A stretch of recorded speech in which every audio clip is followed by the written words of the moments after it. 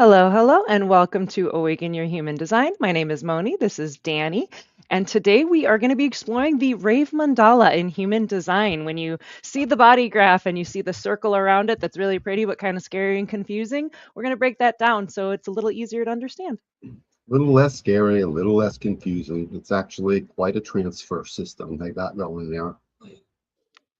Absolutely. Yeah, it'll be really fun because when you first look at it, there's so much going on. But if you kind of break it down to some of its parts, then you can actually understand it. And it's actually like really quite fascinating to be able to start exploring it in that way.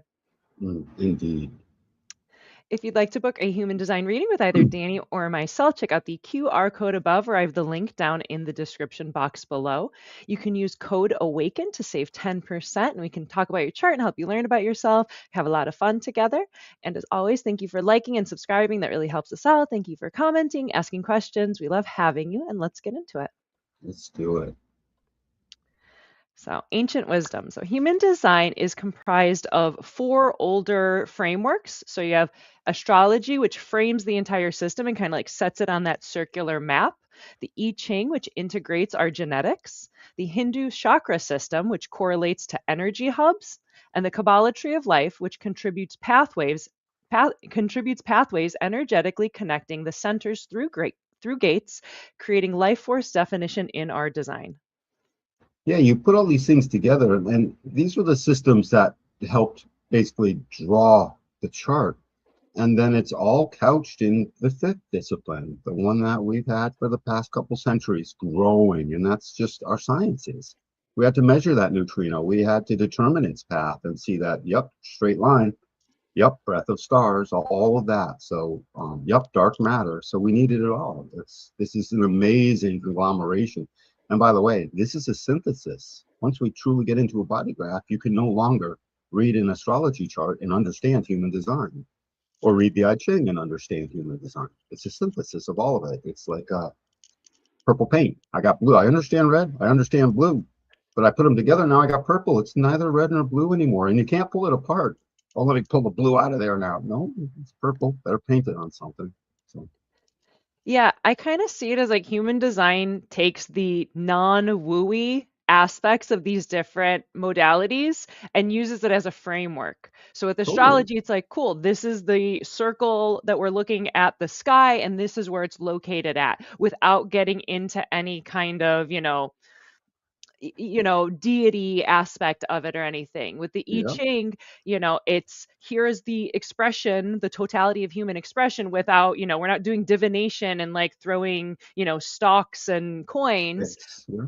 but actually taking the basic framework of like, hey, they were onto something without making it, we're going to tell the future. Same thing with the chakra systems. It's like they're the energy hubs, which without getting into, divine deity aspect of it, but like, hey, there's energy hubs that are correlating and transmuting and moving energy around. And then the Kabbalah tree of life of like, hey, this is how it interconnects in this circuitry manner. So I really like that it takes the base framework of like, hey, these people who figure this out were onto something and puts it together Totally. in a new way that really works for like our modern experience.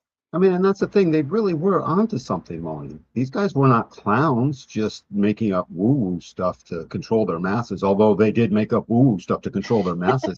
They really did. But it was after the fact. The true downloads and the science, when the science finally came in, we needed that. If you look at how the hexagrams are all laid out, they're according to our genetic base pair. There's only four.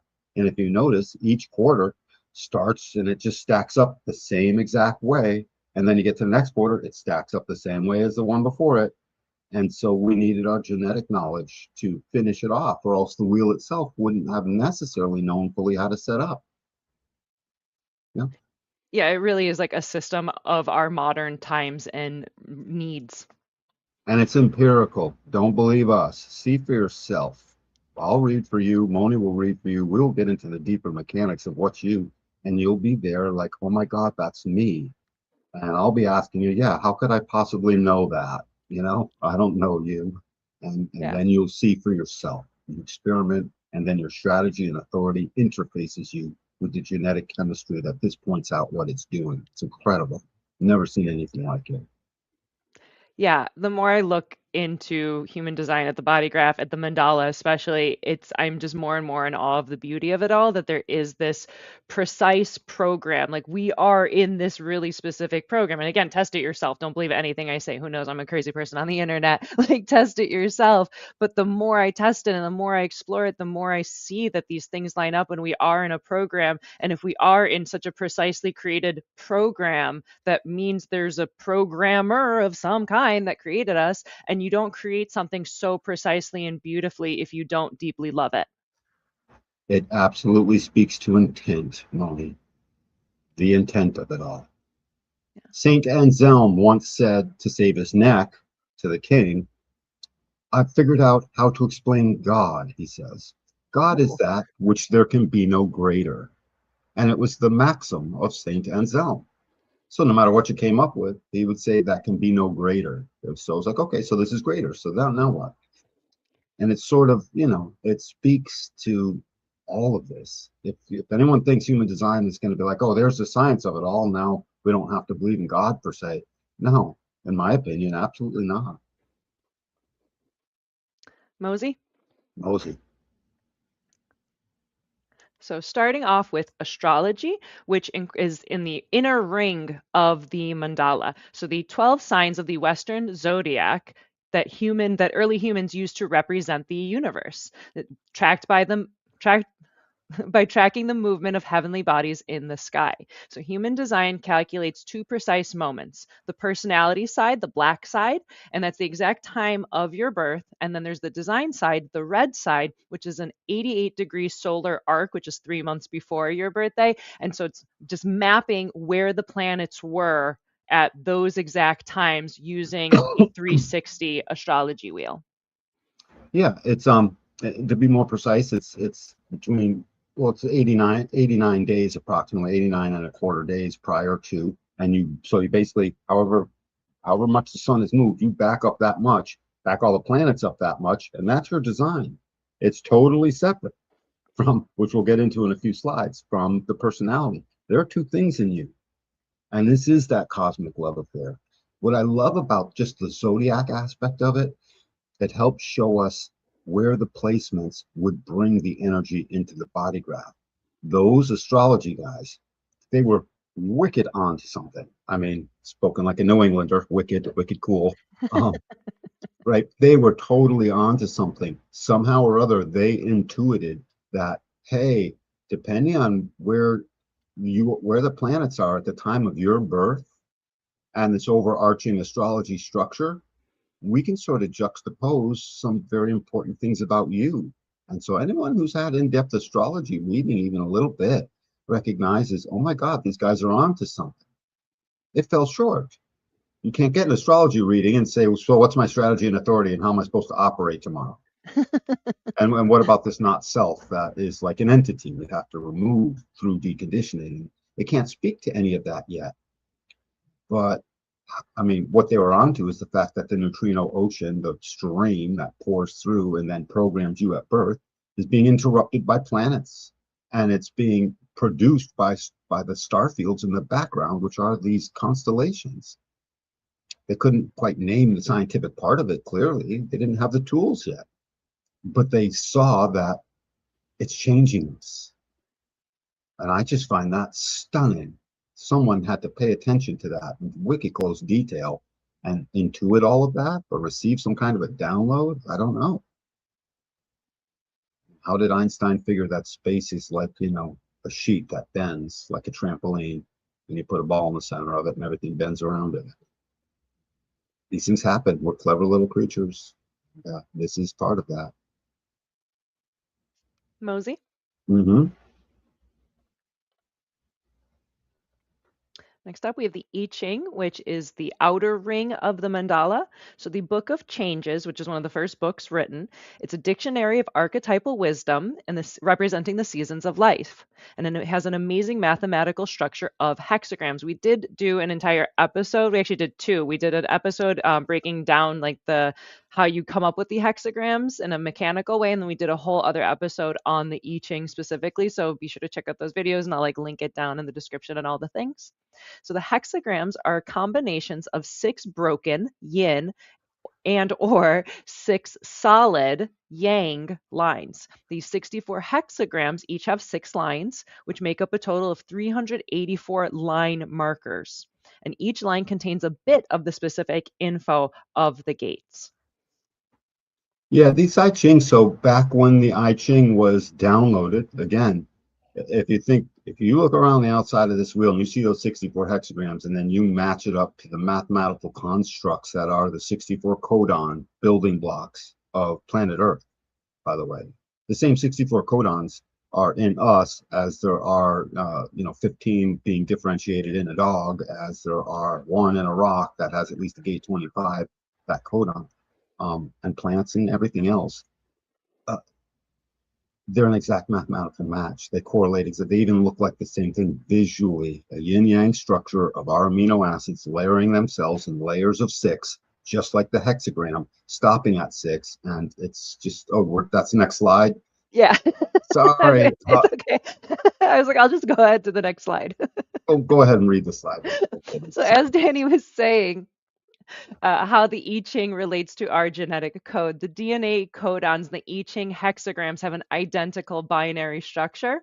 And within our genetic code, we have the 4 chemical bases. So you can see a little example of this down here with the thymine, cytosine, guanine, and adenine. And Mhm. then you look at the hexagrams in groups of 3s. You have the lower and upper, right? So you have the trigram, which is 3. You put 2 of them together, you have a hexagram.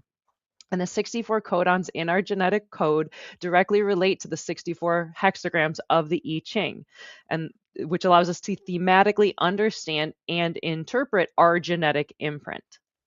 So where did the I Ching guys fall short? I mean, I know the answer to that, but I'm just sort of throwing it out there. They fell short the same way all the other disciplines did. They hadn't reached our level of scientific measurement and exactitude and understanding. Mhm. So they would throw their I Ching sticks, and the student would ask the master, these are 64 ways, and the name of the book was The Changing Lines, but it was the subtitle is actually The Ways of Modern Man. So, and master, what ways am I? And they would throw their sticks, and he would say, what does it mean? And the master could really only tell the student, this is a contemplation. Here's what we know so far about it. And they would get down as far as like read some of the lines, but it was still guesswork. They had no way to synthesize a chart and bring it in and say, oh, dude, here's your imprinting. I'll tell you exactly what it means. Like we can do now when I read your chart and we go through that analysis. They had no possible way of putting it. They had no way of even putting it around the wheel. Notice all the numbers around the wheel. They're all out of order. They don't go 1 to 64 anymore. They move according to the base pair and then the configurations of how our codons stack amino acids to make the genetic material that is us. Yeah, Incredible.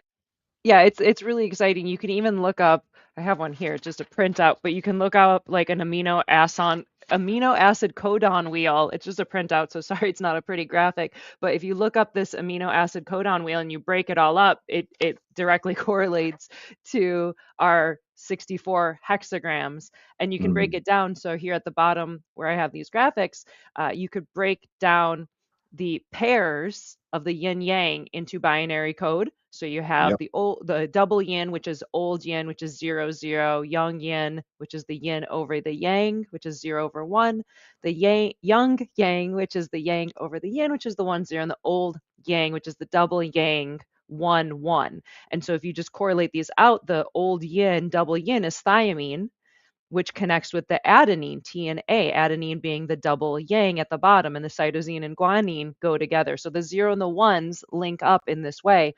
And then if you were to take, for example, we have hexagram 51 here, which is thunder. It's thunder over and under because it's the trigram is both thunder on the top and the bottom. If you break this down into the binary code, the double yin 0, 0, yang over yin 1 over 0, and the yin over the yang 0/1, you have thymine, guanine, and cytosine, which makes up the amino acid of arginine. So this is literally how you can incorporate all this information into our actual genetic chemical makeup. So when Danny says this is a science, it's like, this is a science. You can explore it, you can test it. And again, it's just kind of mind blowing when you really start to understand how deep Uh, it goes. Yeah, And like it, absolutely it mind feels like blowing. we're not supposed to know this information. Like I feel like Yeah, I'm peering into like the secret restricted section in the library and I'm gonna get in trouble is what I feel like when we actually get into all of this. sometimes it does feel like that. And then notice it stacks up a pretty little hexagram, 1 through 6, 6 lines in a yin yang format, exactly identical. In fact, you look at the two codons as they stack to create a gene, one amino, the 6 aminos creating a gene for the chromosome. You'll see that it looks like this, except that because it's biological material, the lines are a little bit squiggly. And usually we represent them with a straight printed line. That's the only real difference is the lines are, digital, but the analog is truly the thing. Another cool thing to notice is we've been copying ourselves this whole time because as above, so below, as within, so without, our computer code is based on a binary of 0 and 1. And that takes us right through to even quantum computing. Why not trinary? I mean, what if I'm from Texas and bigger and more is better? Why not trinary? I mean, each codon stacks 3 of these aminos. 2 codons must come together at very minimum. So why not 3? Why not 4? Why not quadrary for a computer language? Nope, nope, doesn't work. So again, even our computers copy us. So it should be no great big surprise. I wonder if the first computer coders really put that together with our genome. I bet they did pretty quick because the science was out at that time. We were seeing it. Watson and Crick broke the code in 1957. They won the Nobel Prize for breaking our genetic code, and it's all been, it's all been discovery from there. So I bet you the computer guys, some of them did know and realize, hey, this is copying that. That's so cool. Yeah, What to and then do with like that other than be excited, what to do with it, except keep on going. yeah, it speaks to the foundational building blocks of the universe and like laws of nature kind of stuff that of course this relates to our genetics and then it also relates to, the hexagrams and everything. Like it all kind of builds on itself.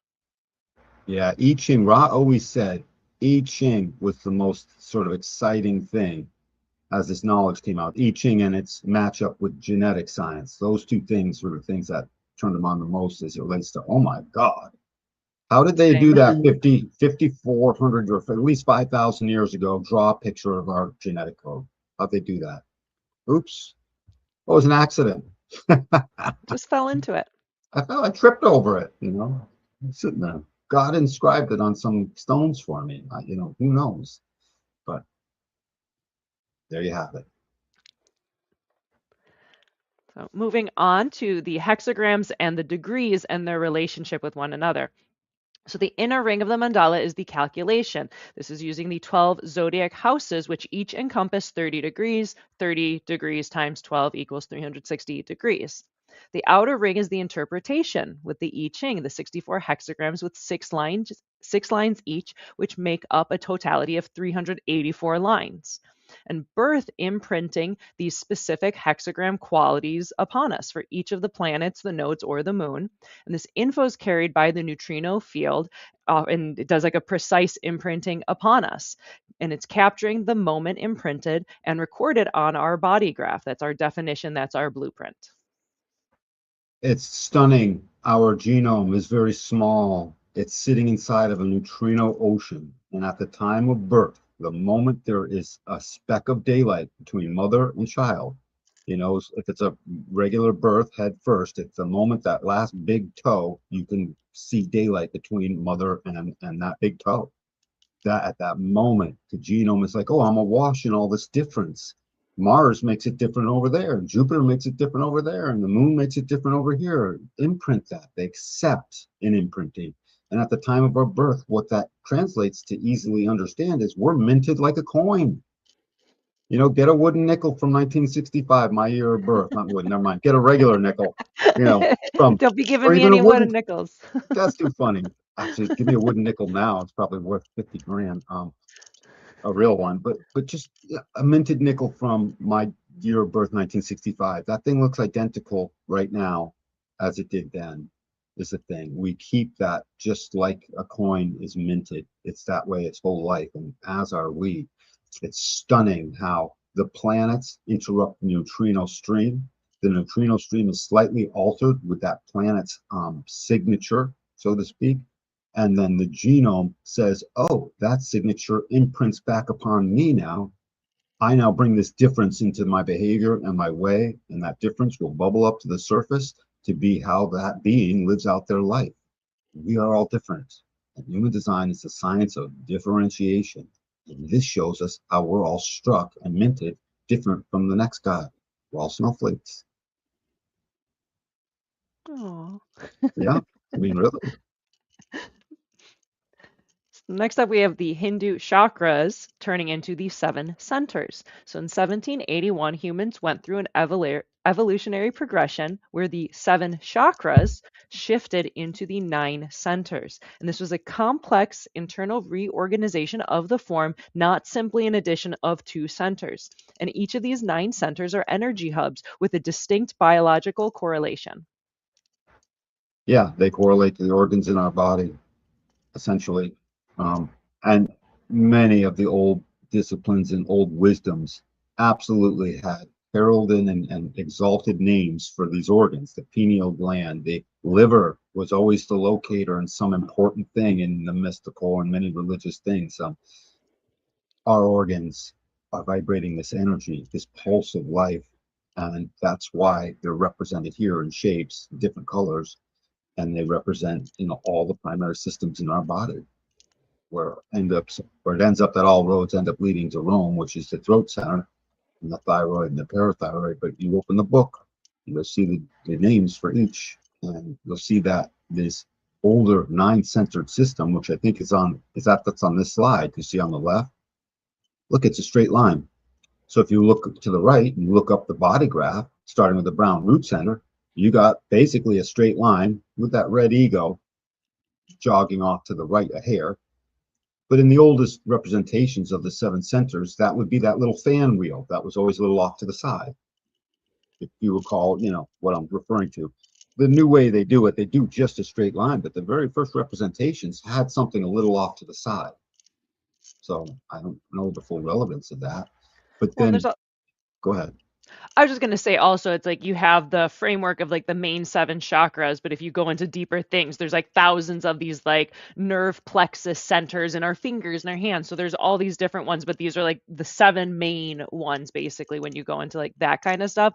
Because Right. they do correlate with like the solar plexus. It's a nerve plexus. It's where like different nerves are meeting up and doing stuff. So the seven chakras, it's a great framework for what it is.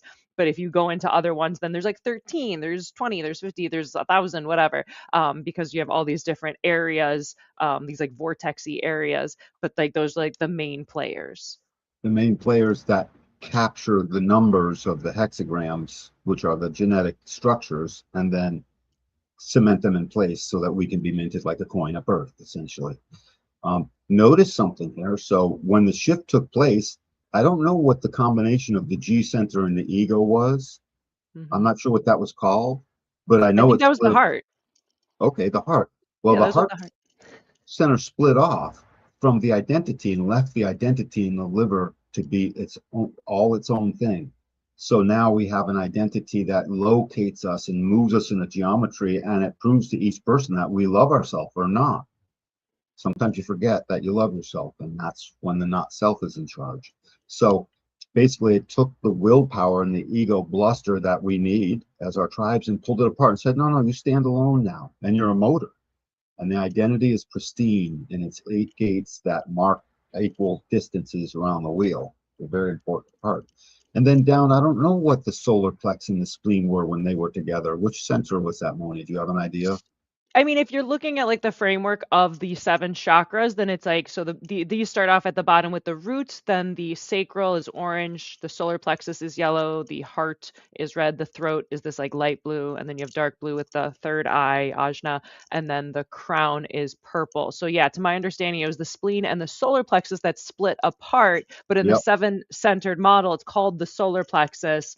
but the spleen is the oldest awareness. So again, it's not just like we're adding two or they split, and it's really it's a complex evolution and reorganization. So I wish we had more information of like how did they connect in the seven centers, what Yeah. channels existed then. Like to my knowledge, we don't have access If, to that. I dream of yeah. that though. Me too. If anyone knows in the deeper knowledge, I Yeah. can't profess to have listened to every last word ever said by Ra Ulu. I've gotten to as many of them as I can over all this time. I don't know what a body graph actually looks like for a seven-centered being. I don't know if Ra ever produced it.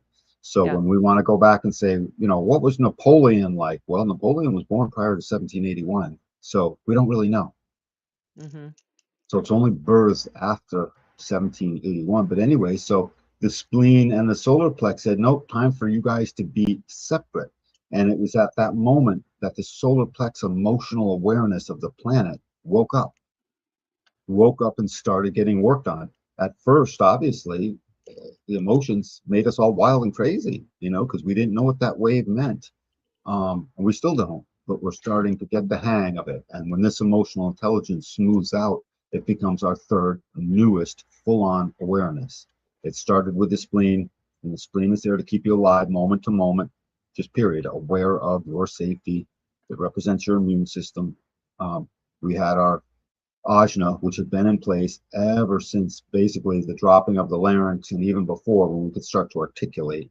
Um, and this thing came on board and it said, I think a lot of things. And it was just so cool because when it thought how to basically round out a wheel to make things move easier, that was a big deal. But you can't do that with just instinct, unless you run into it by accident. Instinct may have found fire, but the mind and the ajna knew how to recreate it and keep it safe and now spread it around and use it for all kinds of different things. And then finally, this emotional awareness. And now we have a trinary awareness system when before it was just spleen and ajna. So this was our capacity to wake up the rest of the way. And notice one last thing. We're always talking about our movement from yang to yin, right? Just look at the seven centered chakra. It appears as if they wrote that into a feminine form. You see a little hourglass figure there. It does appear as if that's a woman, but that's all yang. It's a straight line. It's a giant phallus. Period. But look at it is, and that's what they were. The old seven centered way was that they were giant phallus, for lack of a better word, and they killed everything and they ruined everything. But I mean, they did some good stuff. They're not they all did a just evil. lot of great stuff. But it was It was about a different subjugation. it was a different kind of energy. It was a more conquering, enter Conquering. into Yeah. penetrating kind of vibe. Yes. None of us would have liked it back then, Moni. We'd be bored to death and we'd be constantly afraid. Am I admiring the right God? You had to be careful over stuff like that, or they'd kill you, um, or banish you, or what have you. It was brutal as well as it was glorious. It gave us classical music. It gave us the Renaissance. It gave us gunpowder. I mean, it gave us the capacity to bring water into cities. It gave us Well, amazing stuff. Well, and it was the process that was necessary at that time. Like It that was was. necessary to survive in the world and move through and create what needed to be created. Because if you didn't take care of yourself, someone else was going to conquer you. So you needed your conquerors, you needed your warriors. Yep. We still need our warriors, we still Right. need that protection and stuff like that. But it was what was necessary at that time of the world, which was a more brutal time. And you have to be Yep. brutal to We had to, survive the brutality. you're absolutely right. We had to tame a planet. You know what I mean? That was not necessarily friendly to us, or anyone. Yeah.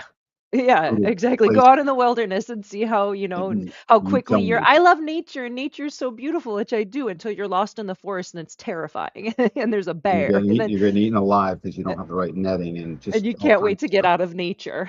Right, right. Back home into a nice warm bath. The point I want to make is I always like to put it this way, very simply.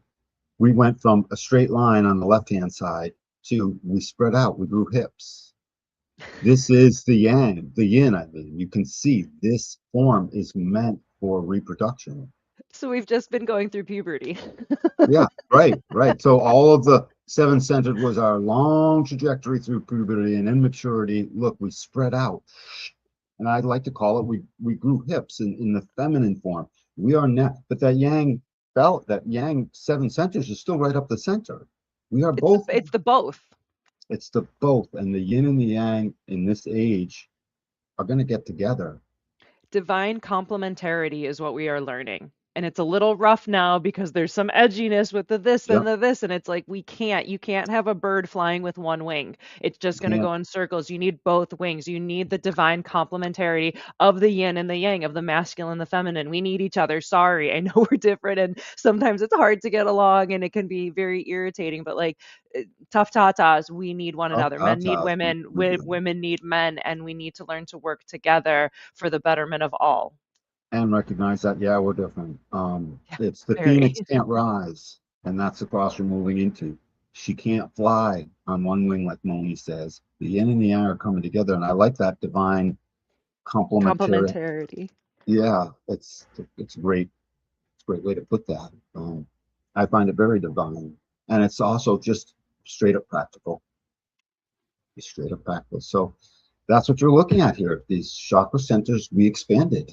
And the main chakras turned into 9. We're 9. We've got to update some books. Software update. Yep, software update. Mosey. Moses. So next up, we have the Kabbalah and Zohar tradition and the Tree of Life. So within our human design body graph, we have 36 channels and 64 gates. These are pathways energetically connecting centers through the gates. The pathways are the channels, creating a living circuitry unifying the body graph and directing the flow of energy within. At the end of each channel, where it opens to a center, the number indicates a particular gate. This correlates to 64 hexagrams of the outer ring of the mandala, transferring information from the hexagram to the body graph. And it's this transfer system that is the wheel itself. You've got the I Ching on the outside. You've got the Astrology. zodiac astrology zodiac wheel on the inside, and it's no different than that's A and B. Now you solve for C, and basically, as soon as it comes in, it turns into representation in the body graph, and then the moment 2 gates are lit up on either end of a channel, that life force is imprinted in you, and you have that busy and on the whole time, from birth to death. It is on, and you can rely on that life force inside of you. And this tree of life brings it all together. It makes it all basically happen. And by the way, the astrology was sort of stuck with 12 delineations, and then basically they did 10 planets because they didn't count the Earth and they didn't count the true nodes of the moon, is my understanding. So 10 or 11 of the planets that they read. I don't know, Moni, maybe you know on that for sure. But it was less than what we have. My point being, if you break down that structure into 364, it's no longer 12 items around the wheel. It's for every one item, there's 25 options, things, because there's all those lines that mean something different. Talk about creating specificity is what I'm getting at. It's a lot, and it really does the trick as it relates to now we get really specific, and we can get specific twice because there's 2 of us in one body. With the personality and the design crystals. Yep, and this tree of life helps represent that more than anything. You look at your body graph, and it's like just take away the black stuff. In the beginning, when Ra had to write out before the programs were even available, this was in '87. We didn't even have this stuff. Yeah. You had to write it out by hand. And they always had to do the red stuff first, because if you draw black, you can't draw red over it. You won't see the red. So you had to draw the red first, and then draw black stripes wherever there was 2, so that you could see both. It wouldn't work the other way around. So you always got to see that. Most people are a reflector. It's not. And you just have the one side. Yeah, if you just have the one side, you're very often there's no definition on just one side. Well, maybe a quarter of the time there is, and 75% of the time there isn't. But I mean, it's heavily weighted. Many people are a reflector on each side of their body graph until you bring them together, and suddenly it's like, oh my God, I got 3 or 4 channels. Mm-hmm. It's a synthesis that must come together, and it's the body's intelligence is that which the personality mind is still trying to get used to sharing a vehicle with. two separate things, man. It's almost like the beast with two heads, except these two belong together. It's not a mishap. Hmm. Yeah, it's really neat when looking at like the tree of life and that it's like, oh, there's a multiplicity of ways to connect these centers. Like when you're looking at your standard like seven chakras, like you said, it's a straight up and down line. Whereas when you look at the tree of life, it's like, oh, one center can have multiple connections with the Yeah. different, circles here. So it's kind of interesting how it's almost more, it's like I wish I could view it in like a 3D manner. It's easy. Like you look at the body graph and you're like, oh yes, 2D flat, but it's like it'd be cool if we could actually make it a 3D thing because those lines would be then curving in different ways to like Hmm. match up to the centers. But yeah, I just think it's neat that like the Kabbalah tree of life Ori like correlates with it. So It is very interesting. One day I'll dig more into that actual stuff, but it's really I almost don't care because once it turned into the synthesis of the body graph, all I really ever needed to know was the surface of it and the deep mhm, recognition that the chakra guys and the Kabbalah guys of the Zohar, they were onto something, guys and gals. They were onto something. They really did see connections, and I don't know how they could have known that except through extreme intuition and download of some sort. mhm, mhm. Yeah, it's really beautiful stuff. Maybe we'll do a future deep dive on Kabbalah and if we could link it up Yeah. and, go with the centers and correlate. So I'll do some more research and we'll get back to I don't know enough about it. it. I'll be the research nerd. Mosey. Mosey. So next up, quantum, meaning that the whole is greater than the sum of the parts. So single gates on our body graph are the way energy enters and exits a center, and it's open to meeting the energy at the other end of the path. Channels connect the energies of two different centers, generating something new, quantum. Each channel has its own characteristics and keynotes, but remains a flexible or dynamic quantum of the energy of the two gates, 12 lines, and two centers it brings together. And the specificity of that is very narrow. Once you create a definition, that definition is very narrow.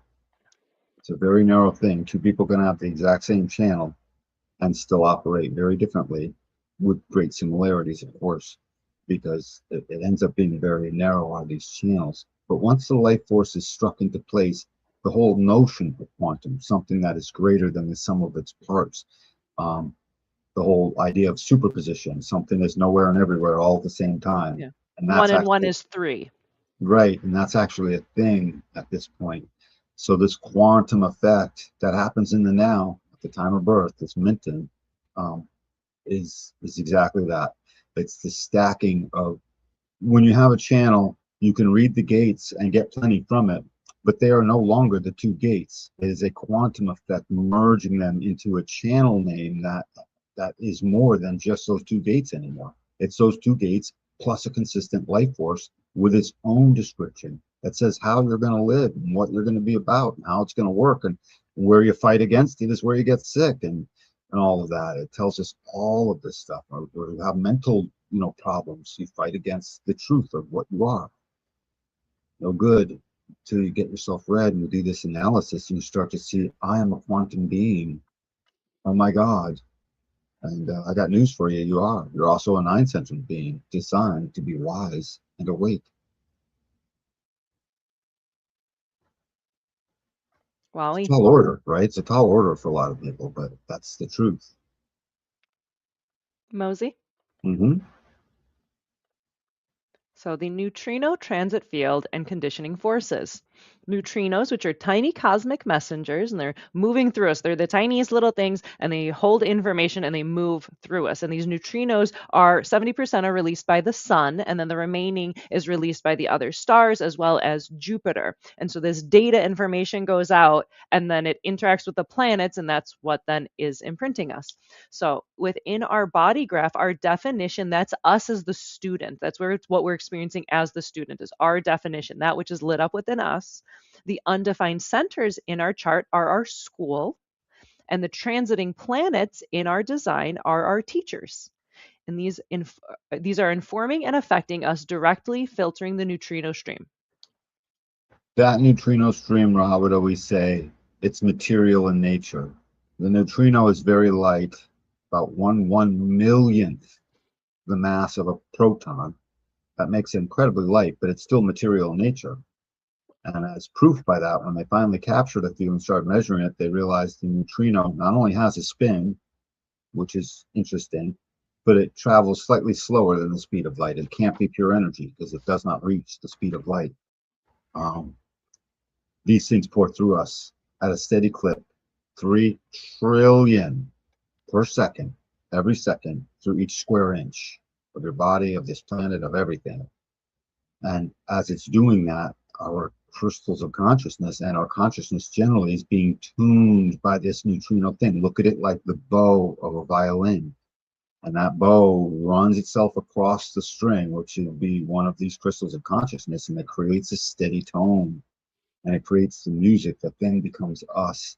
This movement and this definition that gets created, that student, you are the gates that are in your body graph, most especially the centers and the channels created. But you're also all the gates, everything. If there's an aspect lit up in your body graph, that's you.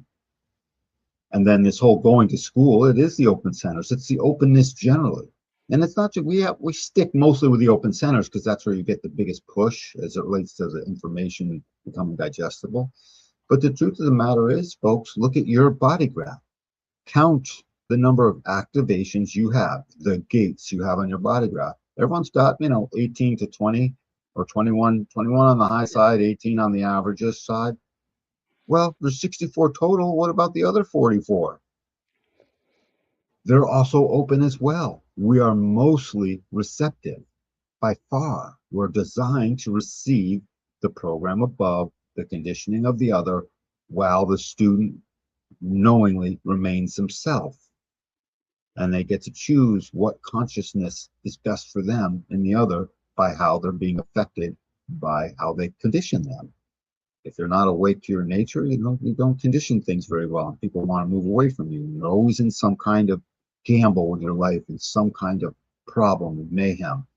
And as you get awake to your nature, you even can see as far as how the planets, they move, they are the program. And you can absolutely call that the way in which we get taught because we're constantly moving in it.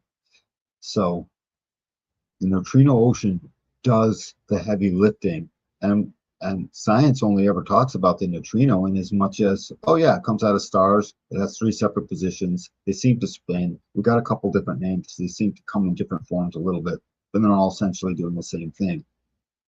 Maybe so in a scientific measurement point of view, but they are definitely doing the same thing as it relates to programming us. They pour through us in a particular way, and we suddenly have that activation. It's insane. It is. It's insane. Yeah, it's a really crazy thing that when you're just looking at it, you're like, this is nerdy and complex, and like a lot of people can just kind of pass by it. But when you actually get through it, it's like, this is wild stuff. It's this super wild, crazy stuff. And it takes a little bit to grasp and kind of learn the language of human design to really be able to get into it. But it's really mind blowing, phenomenal stuff that the more I look at a body graph, the more beautiful it becomes, the more I feel a divine connection. Because again, if we are so precisely programmed, which we clearly are, like it's so detailed, then there's obviously a programmer who created us, and it's so intricate. You don't create something intricate that you don't care about. So whatever it is that created us, the creator, the universe, God, whatever, the thing that's bigger than us, the laws of nature and gravity and all these forces, whatever it is that made that, it cares enough about us to make us so intricate, and that is humbling and kind of wild to even try to gain a perspective on. Change one thing, and the whole thing is different. Have the gravitational constant be, 10% less. We couldn't exist. We would be totally different. We wouldn't even be here, most likely. Yeah, Everything is in tune, like a fine running, Italian car, all, costing $500,000 and machined down to the, thousandth absolute of a perfection. millimeter. Yep, perfection and all. That's this, times 10. It's incredible. And again, it if you've ever experienced a reading for the very first time from a competent reader, there's a sense of a seer and a knower that is mystical in nature. How can they know what is this? What's happening here? And it's I was dumbfounded when Meg, my first teacher, read something that I don't know how she could have known that. And it blew me away. And then it repeated. She did it again and again with different things. When I finally got to my daughter, I was like, okay, uncle, Fine. I can't find, yeah, I can't doubt it any further. Because I remember the very first month she introduced this to me, I called BS on it. I was like, I remember saying, Meg, the next thing you're going to tell me is that airplanes can now take right angle turns in midair. No, they can't. No can do. It's an arc every time, or the wings fall off. It's like, but that's how limited I was. I Hmm. didn't know. I was stuck from a science family where we always had to prove it. And dad was a math professor, and it's like we always had to come up with something that was a logical understanding process. No sensing, very little, not enough. Certainly none of this. And anything out of the ordinary was like, oh no, we poo-poo that, basically. Hmm. Yeah. So it's insane, and it makes us look like fortune tellers. Not fortune tellers, wrong word, but something like that. Something like Yeah.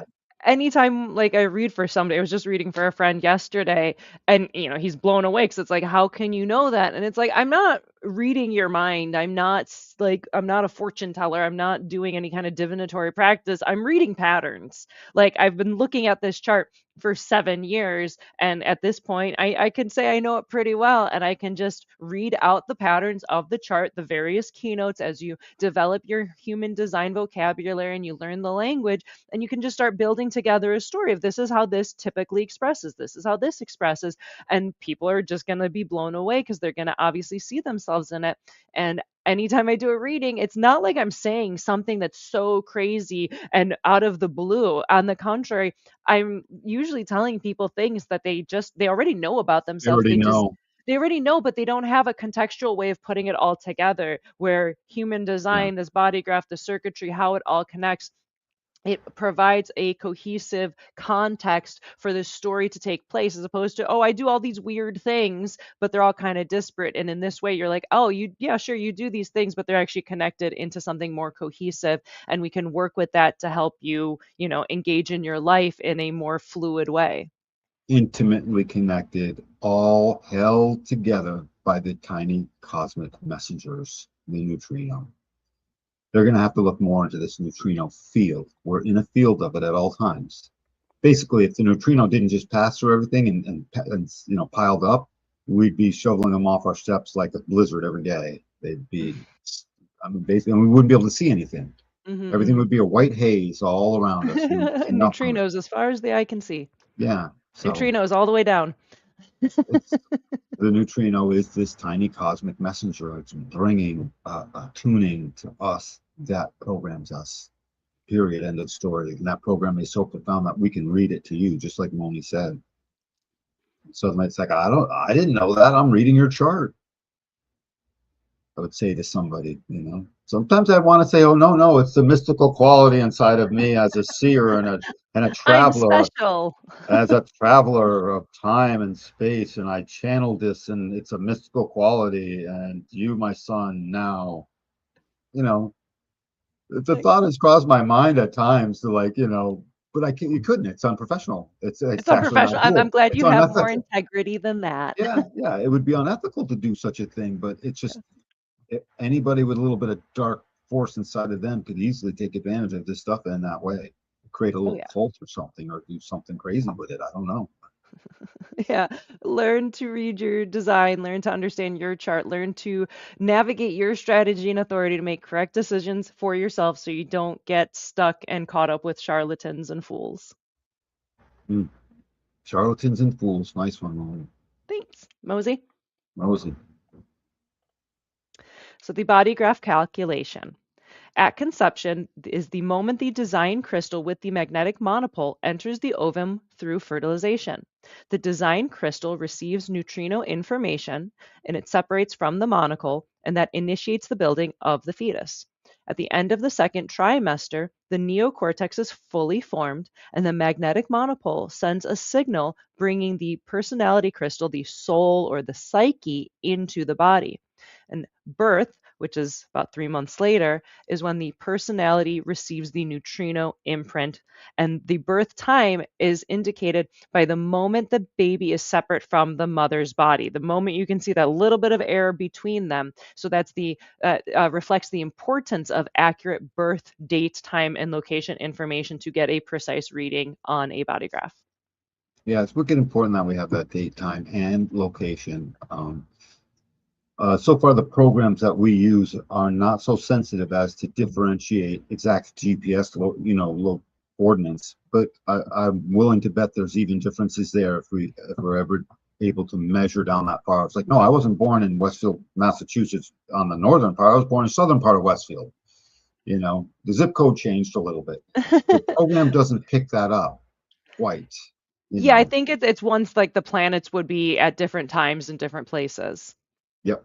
And Yeah. so, but regardless, it does pick up where you're at. So you get your city and your state, or your city, town, province, country, however it works for you.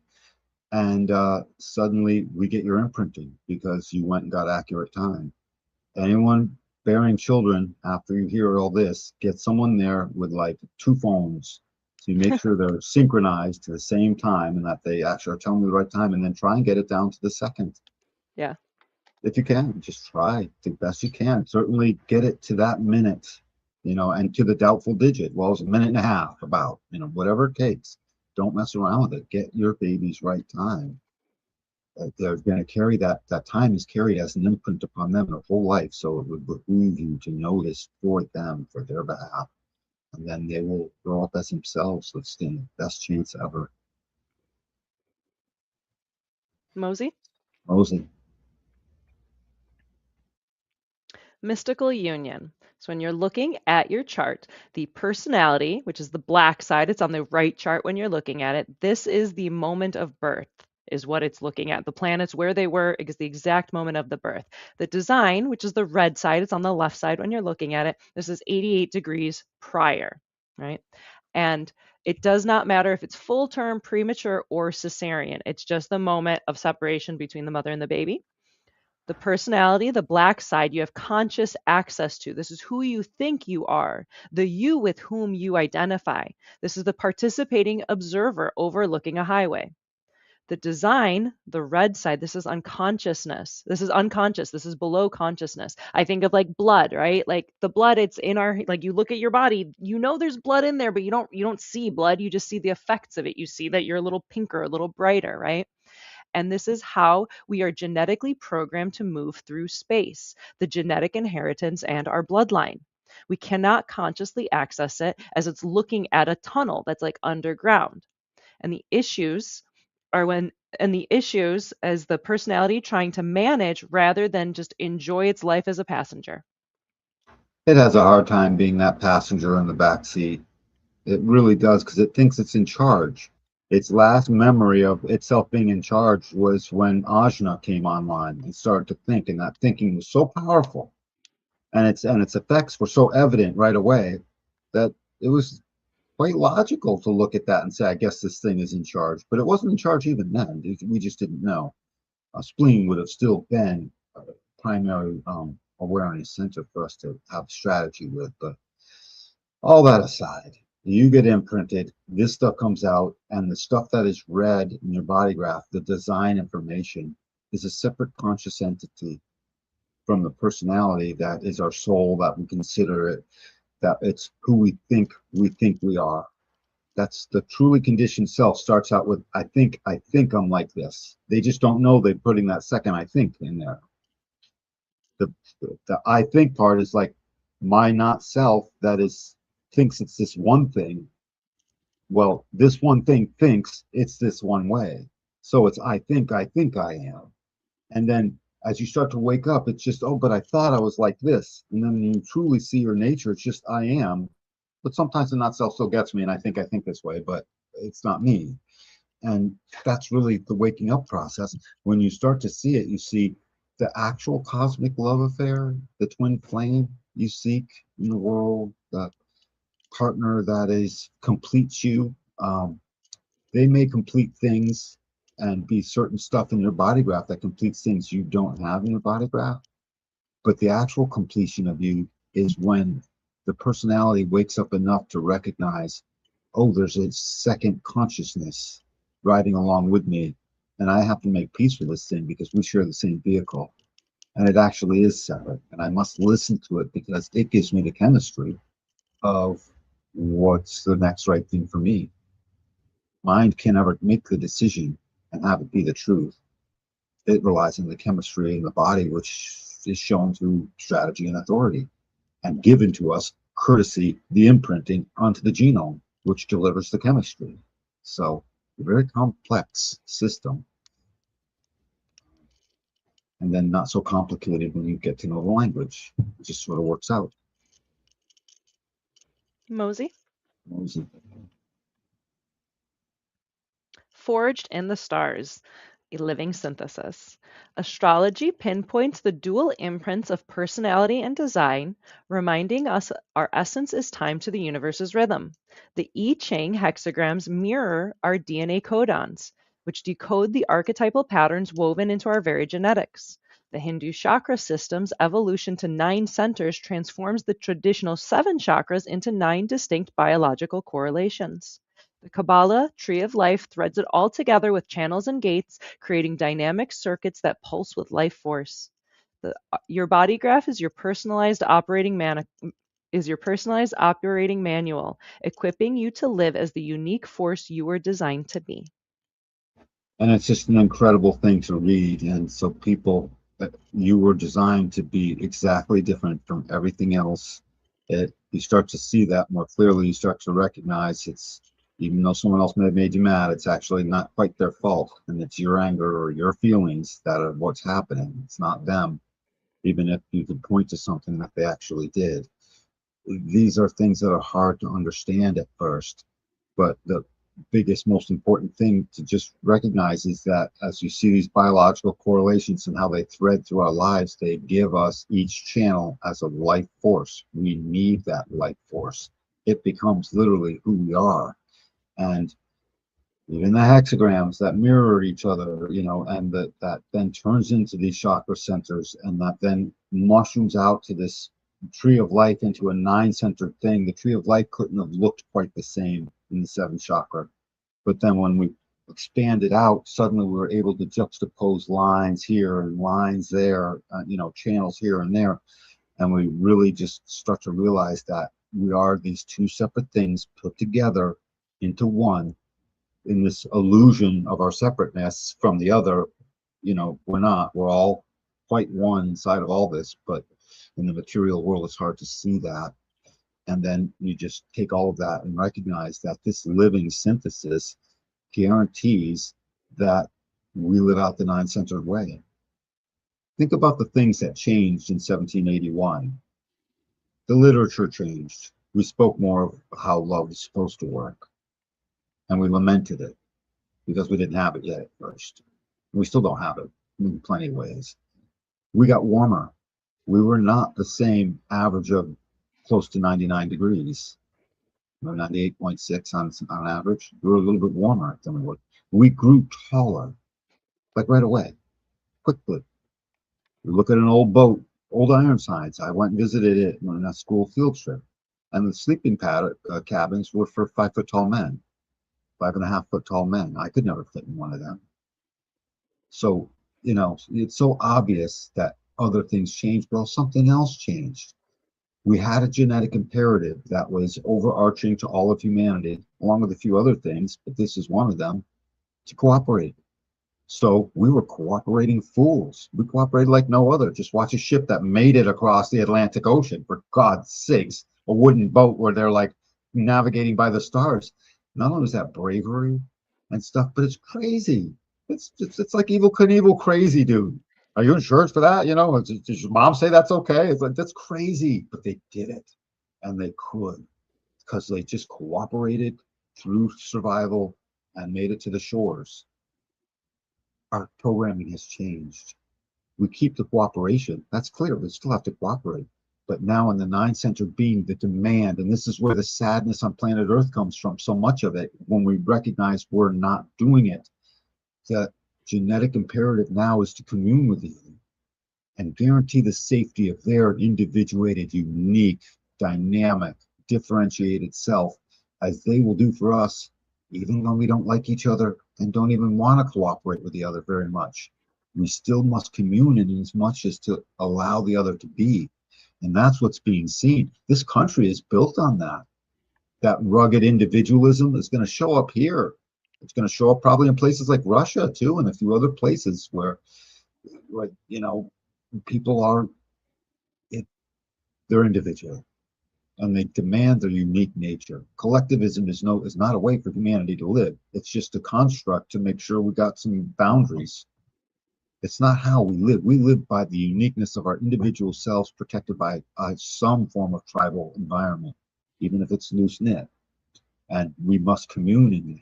We must get together and love one another. It's a need, and we're not happy when we're not doing it. And we have a hard time making sense of life. So take that in deeply.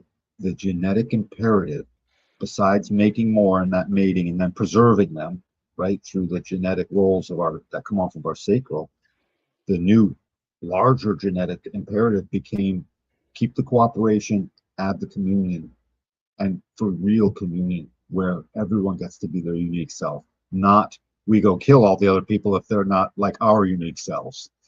That was the old way. New way says, we must commune, my child. We must get along. So cooperation is not good enough. It can't just simply cooperate. We have to go one step further now. And our genome is expressing that. It really is. It's expressing it right inside of our way.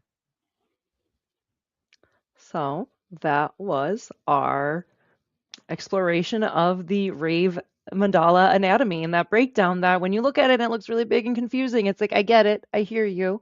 But if you just give it time and take it apart into its pieces, it actually makes sense. And you're just laying things on top of each other and you just pick out different things to look into as you go. So much of looking at your body graph or the whole mandala wheel the first time, it's like, oh my God, there's so many numbers and there's colors and shapes. And it becomes this kind of flustering thing. And it's like, it's cool. Just take one little piece of it and look at a little reference point and a little reference point, and it starts to come together. And it's not that scary. Yeah, it's not that scary. Not to mention, Moni, we're reaching for sure the 100th monkey syndrome of all of this. I would say, before this decade is fully out, human design will start to become a common enough phrase in the world to where it doesn't take anyone by too much shock as it relates to just as a concept. And then within another decade or two, um, I think it's going to be more widely available. I intend to be there to see it. I'm going to watch this. I'm excited. I'm on the forefront of a frontier as far as I'm concerned. I started in what I would consider almost the dark ages of human design, where it's like, who can I talk to? No one believes me. But then I tell them about them, and they freak out a little bit, and then run away. There's all cobwebs and crickets. Yeah, it's like, dang, and stuff. Luckily, I was a fourth line and friendly enough, and so forth, so I could not overwhelm the people too much. But I still did anyways, and it was hard. And now it's getting easier. It's getting easier and easier. Yeah, more and more people are aware of it, or they heard about it. Even my friend that I was hanging out with yesterday, he was like, "Oh yeah, I heard some people talking about it, but I've never really looked into it, but I've heard of it." And then I started explaining it, and his mind was just blown. Like, and there's this, and there's this, and there's this, and he's like, "Which book do I buy? How do I start doing this? Where do I look into it?" And I was like, "Haha, yes, I've caught another one." Yes, yes, snared another. It's the best. It is just the best, and it's your own unique process. We can't even really tell you what to do. We can give you the information, but it's Mhm. your own process. You're the one that's individually got to see for yourself. Yeah, So and we play we with it can't. and test it, Yeah, and test it it's hard. harshly. Right. It's hard to even like really fully create groups on this in the beginning because every person's got to do it uniquely for themselves. There's no central command for human design per se. It's really individuated one person at a time, and I do appreciate that about the system, about the knowledge. You don't. It's not science as religion, folks. It's just science as your observation for you. Hmm. Yeah, don't believe anything we say. Test it, experiment with it. do your own play with it and see when it feels good and see when it feels bad. See when you're flowing and everything's going and grooving, and see when you know you are going upstream and everything is a struggle and you're just going against the wind. Like, that's for you to experiment with and see what feels better with the decisions you make, because only you can make your own decisions, and life is just a series of decisions. So what human design offers is you play with it, you do your experiment, so then you could test what happens when I initiate, what happens when I wait to respond, or I wait to be invited, or I wait 28 days, right? Like, what happens? And then you get to live your life in your way, because ultimately, like, we're just people on the internet. Like, you're going to do your own thing, and I wish you the best, but it's your life to live and to learn how to navigate in a way that's positive and healthy and joyful. It's well put, Moni. I think we're all summed up for this. I don't really have anything to add. Yeah, I feel good. Do you have the energy to do some juxtaposition crosses? Or are we calling it? Can we call it and we'll get Yeah, those we later? yeah, we could call it. Okay. So, Yep. yeah, if you are interested in booking a human design reading with either Danny or myself, check out the QR code above me, or the link is down in the description box below. And you can use code AWAKEN and you can save 10% with that. So if you want us to look at your chart or look at your family members and friends, hook us, contact us, and we can have a lot of fun. We can help you understand yourself a bit better. And with that, thank you, Danny. Thank you to everyone who's liking and subscribing. That really, really helps us out. Thank you for commenting, asking questions, hanging out with us. We love having you, and we will catch you next week for another show. Much love, everyone. We'll catch you the next